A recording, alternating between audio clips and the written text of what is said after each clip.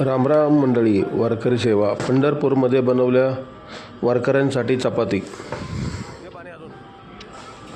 सध्या पीठ मळायचे काम चालू आहे। 3 मिनिटात 10 किलो पीठ या मशीनमध्ये मळून होतं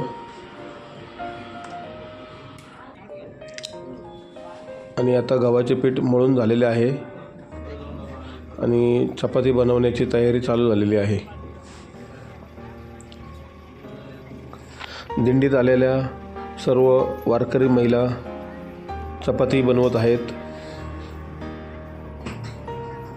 आणि किती सुंदर अशी चपाती बनवण्याचे काम चालू आहे।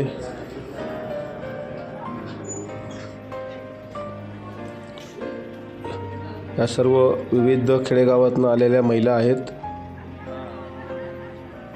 बरोबर गोल गोल अशी चपाती तयार करून चपाती शेकत आहेत।